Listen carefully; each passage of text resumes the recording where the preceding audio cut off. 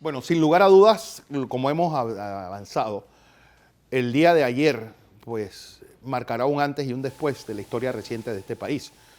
En los 27 años de democracia que se cumplirán, en diciembre de este año, yo creo que ningún escándalo había tomado estas dimensiones y hay que remitirse tal vez a 1987 con las declaraciones de Roberto Díaz Herrera o a la crisis institucional que pues, se provocó en febrero de 1968 cuando la Asamblea destituye a Marcos Robles y este rodea militarmente la Asamblea y se mantiene en el poder. José Blandón Castillo, yo creo que usted puede ser la lámpara de Diógenes en este camino tan oscuro. Buenos días, Fernando. Buenos días a toda nuestra audiencia. Sin duda alguna asistimos a una situación compleja, llena de riesgos, y que amerita que pensemos con calma. Hay que vestirse despacio, porque estamos apurados. A pesar de todo, le quiero decir, esta madrugada cuando venía hacia acá, una hermosa luna caía sobre la ciudad capital. Una luna. Bueno, hoy hay un eclipse lunar, así que los que quieran, pues, un espectáculo gratuito. Y lo más hermoso de la luna, Fernando, es que cuando pasaba cerca del Cerro Ancón, el contraste de la luna contra el Cerro Ancón inspira a uno, sobre todo a los que hicimos de esta lucha de la descolonización, la bandera del norte, el norte de nuestra bandera política, lo inspira a uno a pensar y a preguntarse hacia dónde vamos. Quo vadis. Y cuál es el resultado de esta crisis, qué nos depara el futuro. Entonces esto es lo que queremos en la mañana de hoy en el espacio, poder darle a usted unas perspectivas globales y locales de cómo enfocar este problema. Voy a partir por decirle lo siguiente. Yo no me preocupo ahora mismo tanto por la veracidad de lo que ha dicho el señor Fonseca, Amado, el señor Fonseca, Mora, por la veracidad de lo que ha dicho, sino por las consecuencias políticas de lo que ha dicho, que es lo inmediato que vamos a mirar. La veracidad de lo que él dijo lo tiene que buscar la justicia en el expediente que va a armar sobre este caso. Pero las consecuencias políticas de lo que ha dicho se sienten de inmediato. Y eso es el tumulto que se ha armado. Esta es la primera cosa que debo decir. Ahora, ¿cómo llegamos aquí? ¿Cómo esto es una responsabilidad de este quinquenio? Fíjese que el proceso de globalización que se generó en el mundo a partir de lo que se llamó el Consenso de Washington, usted recuerda, generó una serie de privatizaciones en todo el continente y en todo el mundo que obligó a que recursos que estaban en manos del Estado a lo largo de nuestro continente se vendieran y pasaran a manos privadas. Muchos de ellos con la sombra de corrupción en los países. Y la mayoría de los procesos de privatización que se realizaron en nuestro continente están plagados de corrupción. ¿Usted quiere mirar esto? Nada más mire quién se quedó con la Telefónica de México. O cómo fue el proceso de privatización de Aerolíneas Argentinas. Para darle un ejemplo.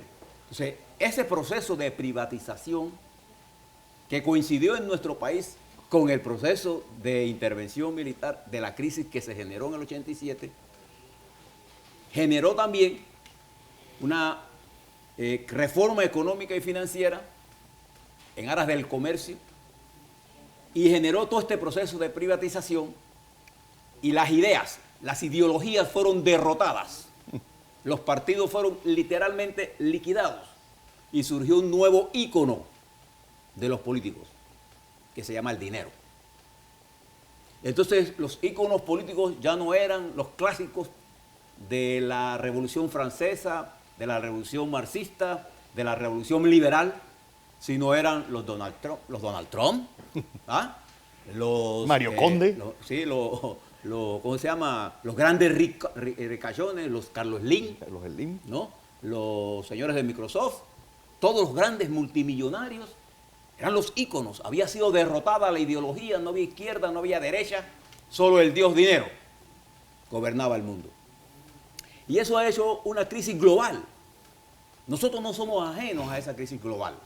Si usted estudia España, por ejemplo, sumergida en una profunda crisis de corrupción, Portugal, Grecia, Alemania, Francia. Inglaterra, donde también se crean compañías parecidas a las que se crean en Panamá. Los Estados Unidos viven una profunda crisis de corrupción. Lo vimos nosotros en la crisis del 2008 y lo seguimos viendo. Nada más el nuevo presidente entra con conflictos. Por primera vez en la historia de los Estados Unidos, un presidente multimillonario llega al poder. Y no tiene 15 días cuando está usando el mismo poder para defender el negocio de su hija. Entonces hay una crisis global. También hay una crisis regional y hay una crisis nacional. Y a ella es a la que me quiero referir. Entonces, y esta crisis regional, hoy, por ejemplo, se acaba de emitir, no hace muchos minutos, una orden de detención contra el expresidente Toledo a nivel mundial. Por problemas de corrupción ligados a escándalos de esta naturaleza. Entonces, ¿qué está pasando en nuestro país? ¿De dónde viene esta crisis? Post-invasión, el proceso democrático panameño ha venido agotándose en la medida en que los partidos se han venido corrompiendo. Y la sociedad no tiene un norte, no tiene una razón ideológica ni conceptual para saber el camino hacia dónde vamos. Vamos hacia que los que están en el gobierno se hagan ricos y los que estamos en el medio, vean que migaja nos toca. Entonces hemos destruido la estructura política, hemos destruido la ideología y los partidos se han quedado sin identificación. Lo curioso es que los mismos dirigentes de estos partidos que llevaron a esta crisis, o los dirigentes empresariales que llevaron a esta crisis, porque la corrupción no vino aquí con Odebrecht. Nosotros hemos hablado de corrupción desde todo el proceso democrático, desde el 89 a esta parte. Entonces, empresarios que fueron parte de esa corrupción hoy se esgrimen como los paladines de la justicia, se esgrimen como los que tienen la última palabra, los que le dicen al presidente Varela que por ética debe renunciar, los mismos que de una u otra forma propiciaron la corrupción. Aquí viene el segundo concepto que yo voy a plantear aquí. Desde estos canales de televisión, nosotros nos vamos a convertir en los defensores de la democracia, la ley y la constitución de este país. Nosotros estamos por la ley, por la constitución y por la democracia de verdad. Ese es nuestro compromiso. Y por eso le estoy dando estos elementos para que usted mire el contexto y no se pierda en el bosque. Dice que partí diciéndole que para mí lo importante no es la veracidad de lo que dijo Fonseca, que ya veremos si eso lo hizo como una autodefensa o si tiene pruebas de verdad. Dejemos que la justicia lo mire, lo vamos a saber pronto. Lo que me preocupa es la consecuencia política de ese evento. Porque inmediatamente suceden esas declaraciones, han surgido la cantidad de voces, incluso escuché al presidente Pérez Valladares, por el que tengo un aprecio, decir que Varela debe renunciar. A ver, don Ernesto, ¿qué tamaño de irresponsabilidad? En este momento, lo que se requiere no es la renuncia del presidente. Lo que se requiere es que nosotros sepamos entender cómo llegamos aquí, cómo corregirlo y cómo fortalecer la democracia. Y no pescar en río revuelto. Eso es lo que se requiere. Lo que se requiere es que el gobierno pueda entender que todo este proceso que armó debe desarmarlo. Debemos entender que la justicia debe encarrilarse. Yo le he venido planteando a ustedes con mucha fuerza que lo que se requiere es la sanación de la República. Y la sanación de la República pasa por la justicia. Y la justicia no la vamos a hacer con cambios de gobierno, la vamos a hacer con participación ciudadana en el marco de la ley y la Constitución, y no está creando y haciendo llamados a comisiones internacionales o a comisiones nacionales sobre la ley. Lo que tenemos que nosotros convertirnos en los controladores de que el Ministerio Público haga lo que tiene que hacer en el marco de la ley y la Constitución. Y la primera cosa que debe hacer el Ministerio Público, sin duda alguna, es reencauzar los casos que estudia por el marco de la ley y no tener gente detenida por razones políticas.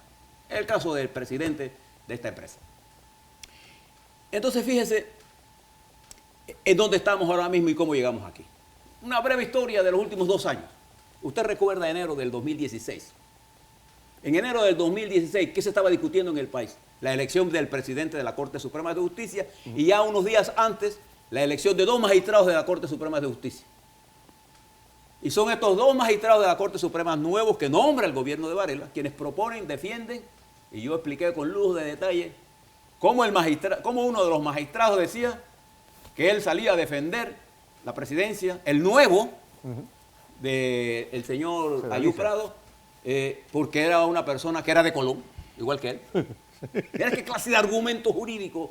Y eso creó la crisis de enero del 2016, que lleva al presidente a decir que la Asamblea Nacional estaba plagada de narcotráfico.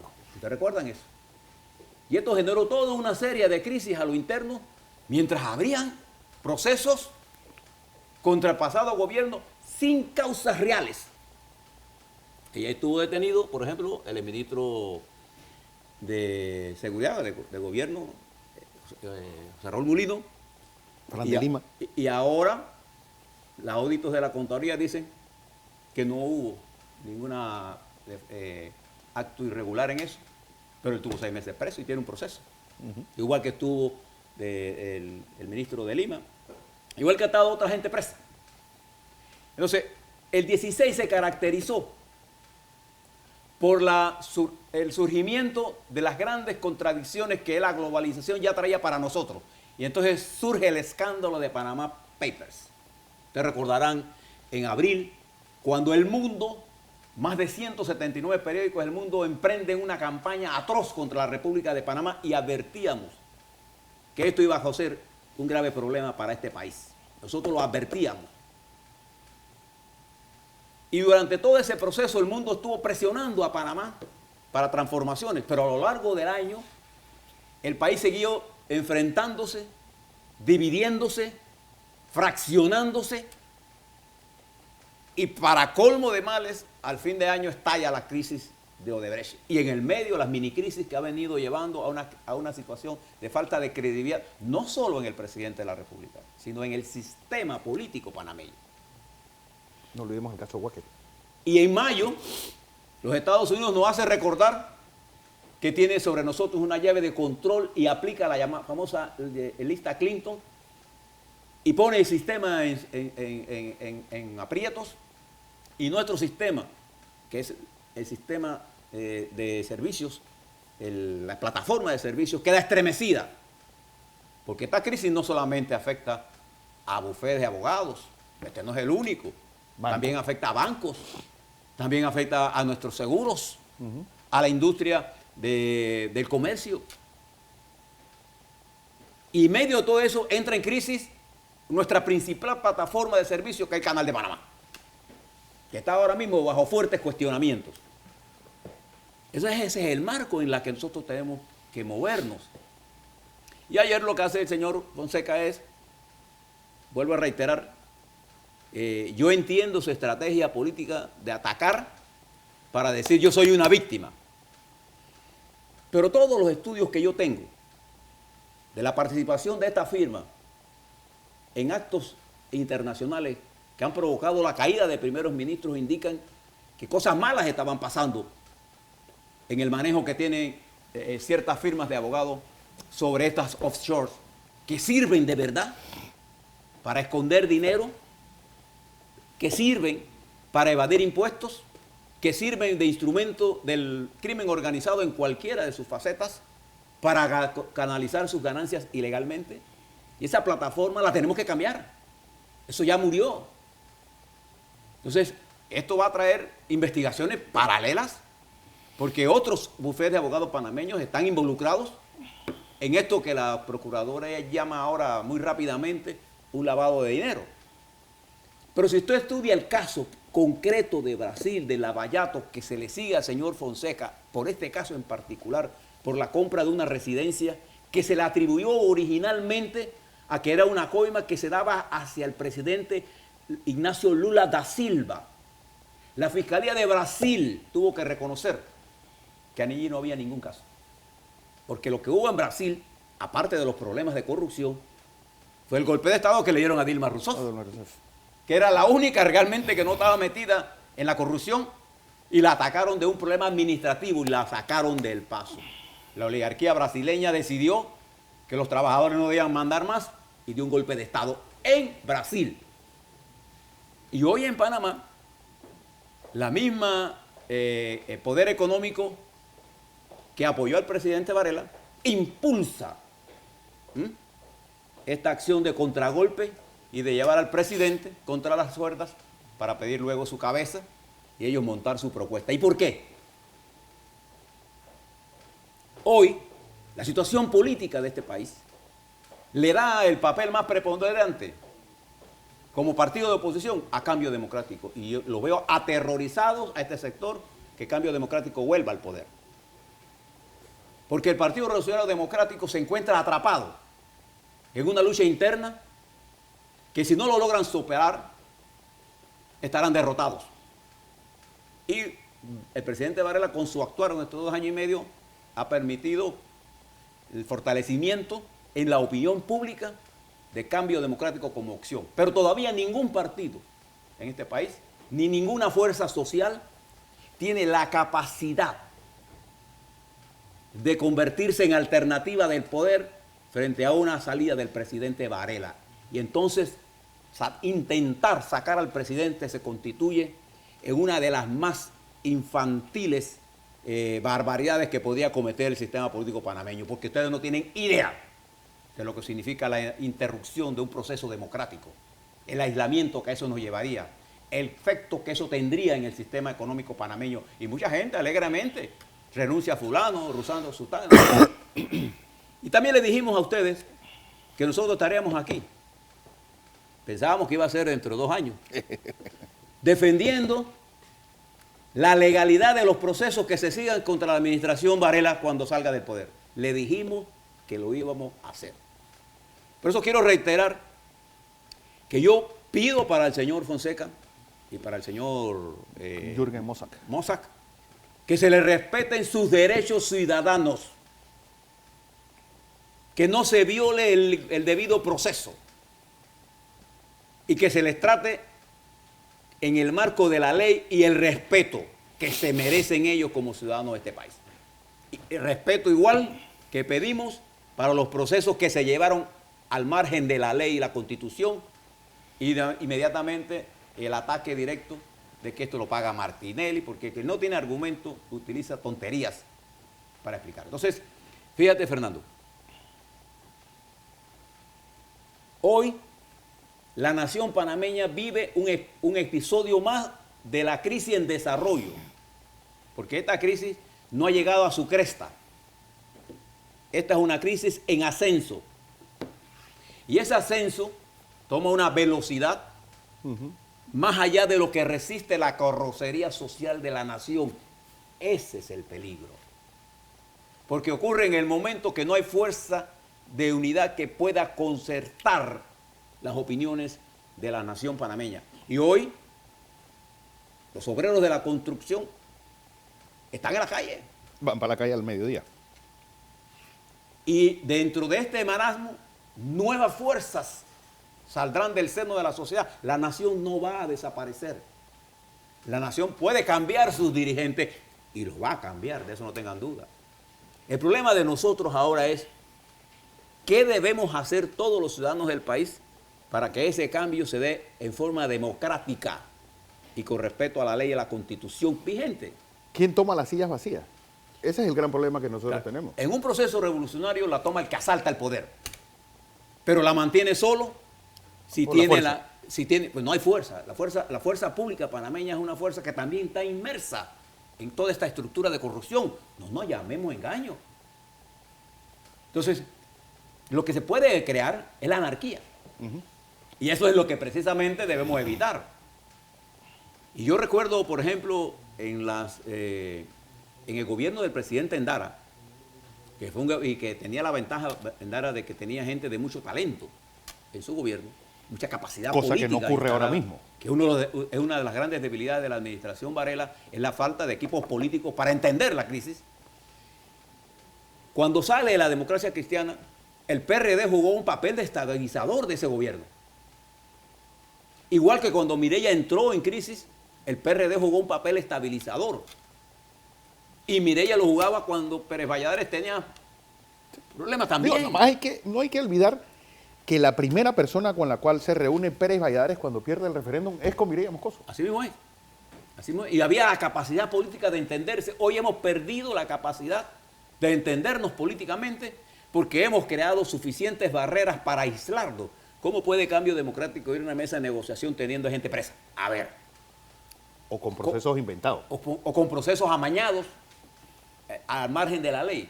Entonces no nos hemos dado cuenta que hemos construido una madeja de enredos y tenemos que sentarnos a desenredar la madeja y dejar de estar haciendo caso a los extremistas que nos están proponiendo soluciones fáciles, demagógicas, porque cuando la credibilidad se muere, surgen los apóstoles de la demagogia que han llevado a América Latina al desastre.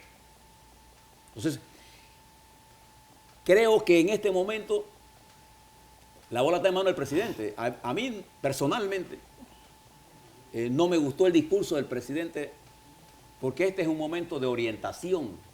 Siempre quien orienta corre el riesgo de ser atacado de, bueno, tú está defendiendo a Varela, cuando uno defiende los principios, tiene la ventaja de que puede ser consistente. Claro que yo estoy defendiendo la constitucionalidad. Claro que a mí me parece un disparate pedir la renuncia al presidente o de la procuradora. Me parece un disparate. Que tiene el derecho a pensarlo. Pero piense en las consecuencias de eso. Piense en las consecuencias para la nación panameña en medio del tumulto mundial. Piense en las consecuencias de eso en medio de un gobierno de los Estados Unidos que todos los días nos tiene en jaque al mundo en general.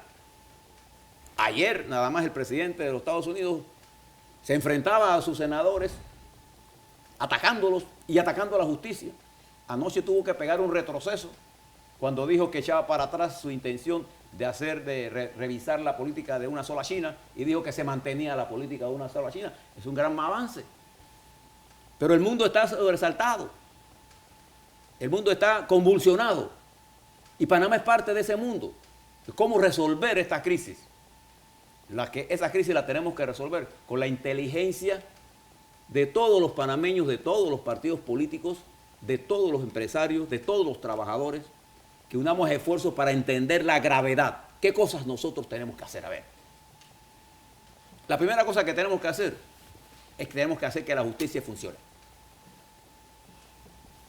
Y limpiar los procesos y eliminar las ilegalidades. Punto.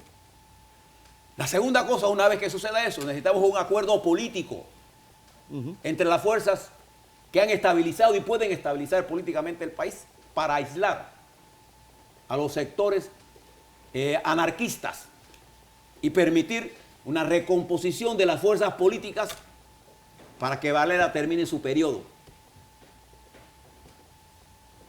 Tercero, debemos impulsar las reformas estructurales a nuestro sistema financiero, a nuestra plataforma de servicios, para aliviar la tensión que el mundo pone sobre nosotros y de eso se ha avanzado. Cuarto, debemos entender una plataforma de principios básicos para poder gobernarnos entre los próximos años para definir el torneo electoral del 2019. Y como quinto punto, debemos ponernos una tarea de hacer una reforma constitucional que ya Varela no tiene tiempo ni capacidad política para implementarla. La tiene que implementar el próximo gobierno y tenemos que llegar a un acuerdo de que el próximo gobierno, gane quien gane, tiene que hacer una reforma constitucional. ¿Por qué es la reforma constitucional? Porque lo que está en crisis es que nuestra plataforma, nuestra carta de navegación, que es la constitución política del país, está agotada, está anacrónica. Tenemos que recomponer la justicia, recomponer la asamblea, darle poder a la asamblea. Pero eso no lo podemos hacer ahora, porque eso significaría, en la constitución panameña no existe eso de constitución originaria. No existe ese principio, es un golpe de Estado. O que tumbamos al presidente y ahí vamos a hacer una reforma constitucional. No hay tiempo para una constitución de acuerdo a como está establecido el ordenamiento jurídico. Entonces estamos repitiendo cosas y cosas. Por ejemplo, mire todas las cosas que se dicen que tenemos que juzgar al presidente, que la procuradora tiene que investigar al presidente. La procuradora no puede investigar al presidente. El presidente de la República solo puede ser investigado por la Asamblea Nacional. Esa es la que investiga al presidente bajo la presentación de cargos que se le hagan. Igual que la Asamblea, la Procuradora no puede investigar a los diputados, los investiga la Corte. Así está la Constitución. Y a la Corte no la puede investigar la Procuradora, sino la investiga la Asamblea Nacional. Lo que sí podemos hacer nosotros, los panameños y panameñas, es participar de esto. Y los tuits que estamos lanzando de acusaciones y de descalificaciones, suspenderlo para presentar propuestas de cómo manejar esta crisis. Miren lo que les estoy diciendo. El principal problema de nosotros los panameños hoy, entre los tres primeros, está el desempleo en segundo lugar y la seguridad en primer lugar. En una crisis de esta naturaleza, la primera cosa que toma fuerza y cabida es el crimen organizado. Y la incertidumbre económica. Y la incertidumbre económica lleva al cierre de empresas y aumento del desempleo, que a su vez es el ejército que permite nutrir el crimen organizado. Entonces nosotros no podemos permitir que la economía se raje, se parta. Entonces aquí hay profetas que andan en todos lados auspiciando la confrontación. Y a ellos yo les digo, yo tengo el pulso de la nación panameña. Impulsen, señores empresarios, dueños de grandes negocios, una salida inconstitucional. Y quienes asumiremos el gobierno será el pueblo. Y ustedes no existirán en esta nueva ecuación que se va a hacer. Entonces ustedes no tienen más camino. Eso va a pasar por la destrucción de la economía. Eso va a pasar por la paralización de este país. Y podemos volver a formas neocoloniales de dominación. Yo no quiero eso. Yo pienso con luces largas. Y a mí no me guía el odio frente a nadie. A mí me guía el amor a mi país. Y en este momento el país está en riesgo, se lo dije ayer. Y hoy el riesgo se ha incrementado en forma exponencial. Es decir, se ha incrementado más allá de 2 más 2 es 4. Se ha entrado a 4 a la 2, que es 16. ¿No? Para que usted vea la diferencia entre un crecimiento lineal y un crecimiento exponencial. Peligrosamente, más allá de la capacidad nuestra de asimilarla. Ayer me decía una señora, y termino con esto, que me decía, señor Blandón, eso como a las 6 de la tarde, antes de entrar a... ¿Qué vamos a hacer? ¿Quién nos va a cuidar? Ya yo tengo miedo. Una señora joven. Y yo, ¿a qué le tiene usted miedo? Dice, yo le tengo miedo porque no sabemos por dónde vamos. Y yo sí tengo miedo porque mi hijo se está graduando de la universidad. ¿Y qué trabajo va a conseguir? Mira la preocupación de esa señora. Ahora yo me pregunto, ¿cuántos políticos están pensando en eso? A mí decía el presidente Mujica, vea, Blandón, cuando usted tenga tiempo de darle un consejo a su país, dígale que piensen en la economía primero, porque eso es pensar en la gente. Money talks, que dicen los americanos. Exactamente, piense en los trabajadores, piense en las amas de casa, piensen en los estudiantes y no estén pensando en complacer a las grandes riquezas que nunca, jamás estarán complacidas de su apoyo, porque para ellos acumular riqueza es una cosa insaciable. Como hemos sustituido la ideología por el dinero, entonces el dinero se convierte en el ícono. Todos queremos ser multimillonarios, no queremos tener multimillonaria cantidad de ideas y de ideales, sino queremos tener el bolsillo y la cartera lleno de dinero y de dólares, no importa de dónde lo obtengamos. ¿Y cómo? Entonces esa globalización puso en crisis todo eso. Bueno, eso es lo que tenemos que rehacer. No es una tarea fácil, no es una tarea para Varela solo, no es una tarea para los partidos políticos solo, es una tarea que la nación panameña la ha venido haciendo. Y cuando ha habido crisis, la hemos sabido recomponer. Hemos tenido la capacidad de sacar de nuestras entrañas el colonialismo. Tuvimos la capacidad de salir de la invasión. Endara y su gobierno tuvo la capacidad de enrumbar la nación en momentos mucho más complejos, con gente muerta, con persecuciones. Y fíjense la sabiduría de ese proceso. en el año siguiente, en el quinquenio siguiente, quien asume la rienda del país es el PRD. Y el siguiente es un panameñista. Y logramos estabilizar el país y logramos este impresionante crecimiento que tenemos. Entonces no pongamos en riesgo eso por vendetas políticas. Hagamos un poco de patria y pensemos con luces largas, porque si no, vamos a hundir la nación en un caos. Aquí habrá ganadores, pero la mayoría seremos perdedores. No se diga más.